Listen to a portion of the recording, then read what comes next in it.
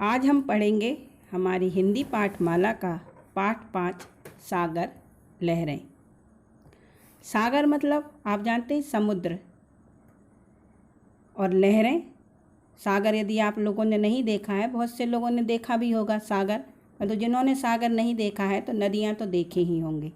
तो नदियों में जब जो पानी है, जल है, उनका हिलता डुलता है, ऊपर नीचे होता है, तो उन्हीं को लहरें कहते हैं। परंतु समुद्र में जो लहरें उठती हैं, सागर में जो लहरें उठती हैं, वो नदी के जल से बहुत अलग होती हैं, बहुत ऊंची ऊंची उठती हैं। तो यहाँ पर सागर की लहरों के बारे में बताते हुए कवि कहते हैं कि सागर की लहरों में से प्रकृति की अद्भुत छटा दृष्टिगोचर होती है। अब नृत्य करती हुई सागर लहरें जो हैं, नृत्य करती हुई ना, जो इतनी तेज़ी से ऊपर नीचे हिलती डुलती हैं, तो ऐसा लगता है जैसे सागर की जो लहरें हैं, सागर वह नृत्य कर रहा है।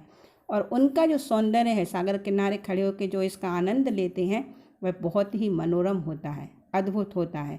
और उस समय सागर की लहरों का यहाँ कवि ने इस कविता में वर्णन किया है कि जब प्रातःकाल होने पर, संध्या समय होने पर और रात्रि के समय उन सागर की लहरों का जो सौंदर्य है वह बहुत ही अद्भुत और देखने लायक होता है। उस सौंदर्य के द्वारा ही कवि यहाँ पर हमें यह प्रेरणा दे रहे हैं कि उसी प्रकार जिस तरह प्रातः, संध्या समय और रात्रि के समय सागर की लहरों में जो परिवर्तन होता है, उनका जो सौंदर्य दिखाई देता है, उसी प्रकार हमारे जीवन में भी कभी दुख कभी सुख का अनुभव हम करते हैं, और उन्हीं से हम अपने जीवन को आगे बढ़ाते हुए, प्रेरणा लेते हुए बढ़ते हैं। तो यहाँ इस कविता में अब हम आगे पढ़ेंगे।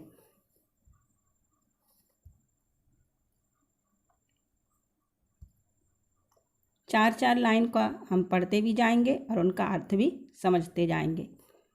सागर के ओर पर नाच नाच करती हैं लहरें मधुर गान, जगती के मन को खींच खींच निज छवि के रस से सींच सींच, जल कल्याण भोली अजान, सागर के ओर पर नाच नाच करती हैं लहरें मधुर गान। तो सागर के ओर पर नाच नाच, उर मीन्स हृदय, तो जो सागर का जल है उसे कवि यहाँ हृदय बताते हुए कहता है कि उस जल के ऊपर जो लहरें हैं वह ऊपर नीचे उठते हुए ऐसी प्रतीत हो रही हैं कि जैसे सागर नाच रहा हो, और उनसे एक मधुर गान, एक सुंदर गान का सुनने को अनुभव हो रहा है। जगती के मन को खींच खींच, जगती मीन्स संसार के, जो भी उस सागर के किनारे होकर उन लहरों का आनंद ले रहे हैं, तो उनके लहरें इस तरह उत्पन्न होते हुए उनके मन को, संसार के लोगों के मन को अपनी तरफ आकर्षित करती हैं। और निज छवि के रस से सींच सींच, उनकी जो छवि, उनका जो सौंदर्य है, लहरों के उठने से जो उनमें सौंदर्य उत्पन्न हो रहा है, उससे लोगों को अपनी ओर आकर्षित कर रही हैं। जल कन्याएँ भोली अजान, जल कन्याएँ, यहाँ पर जल कन्याएँ कवि ने लहरों को कहा है कि जो जल कन्याएँ हैं वह अपने इस हरकत से जो वह कर रही हैं, ऊपर नीचे उठते हुए सौंदर्य उत्पन्न कर रही हैं, वह जल कन्याएँ तो इस चीज़ से अनभिज्ञ हैं, अनजान हैं, परंतु लोगों को उनकी सुंदरता का अनुभव, उनके सौंदर्य का अनुभव हो रहा है। सागर के ओर पर नाच नाच करती हैं लहरें मधुर गान, सागर के हृदय पर लहरें नाच नाच कर मधुर गान उत्पन्न कर रही हैं। अब आगे की चार लाइन। प्रातः समीर से हो अधीर, छूकर पल पल उल्लसित तीर, कुसुमावली सी पुलकित महान, सागर के ओर पर नाच नाच करती हैं लहरें मधुर गान। निम्न पंक्तियों में कवि ने प्रातः काल में सागर की सुंदरता का वर्णन करते हुए कहा है कि प्रातः काल में जब हवा के शीतल झोंके चलते हैं, तब सागर अधीर अथवा बेचैन होकर सागर के किनारे को छूने के लिए उत्साहित दिखाई देता है। उल्लसित होना मतलब उत्साहित होना। उस समय कवि कहते हैं कि जब प्रातःकाल में सागर की लहरें सागर के किनारे को छूने के लिए उत्साहित होती हैं, उल्लसित होती हैं, उस समय कवि ने कहा है कि जो सागर की लहरें हैं वह ऐसी प्रतीत होती हैं जैसे सफ़ेद फूलों की पंक्तियाँ हर्षित होकर, प्रसन्न होकर सागर के किनारे को छूने के लिए चली आ रही हैं।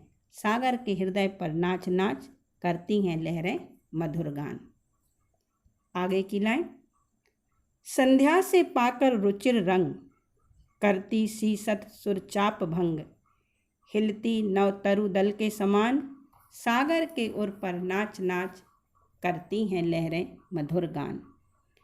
निम्न पंक्तियों में कवि ने संध्या के समय का, अभी हमने ऊपर की लाइन में प्रातः के समय में जो सागर की लहरों में सुंदरता दिखाई दे रही है, जो उसका सौंदर्य दिखाई दे रहा है, उसके बारे में पढ़ा था।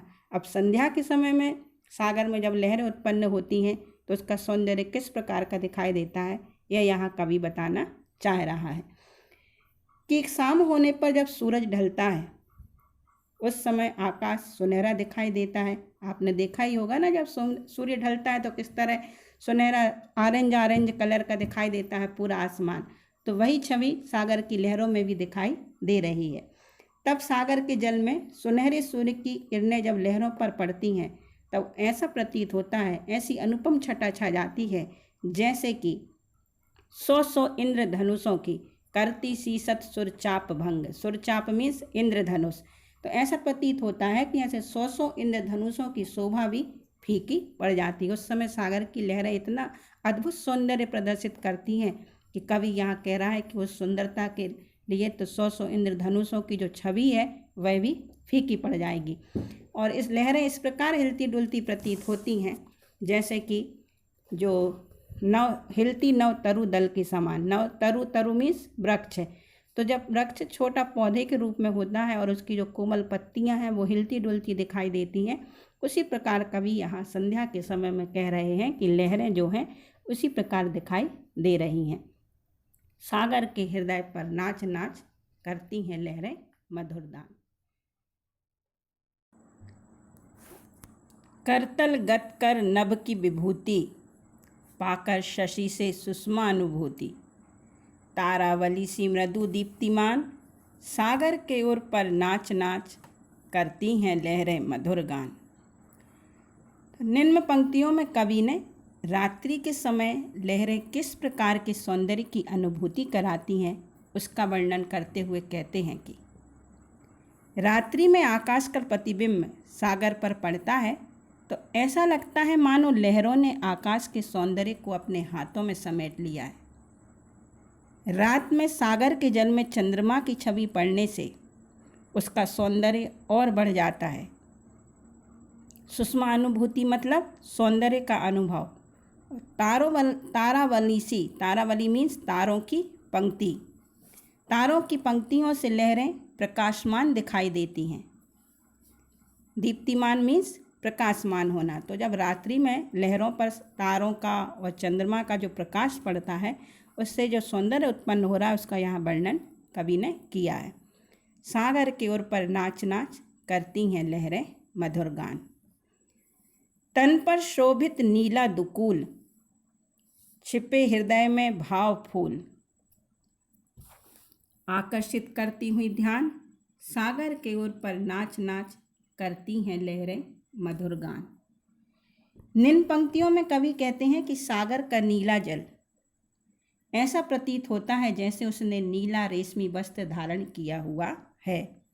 सागर का जल नीला होता है तो उस नीले जल को कवि यहाँ उपमा देते हुए कहते हैं कि ऐसा लग रहा है जैसे उसने रेशमी नीला वस्त्र धारण किया हुआ है और हृदय में अनेक प्रकार के भाव छिपाए हुए अपने सौंदर्य से लोगों का ध्यान अपनी ओर आकर्षित कर रहा है या आकर्षित करता है।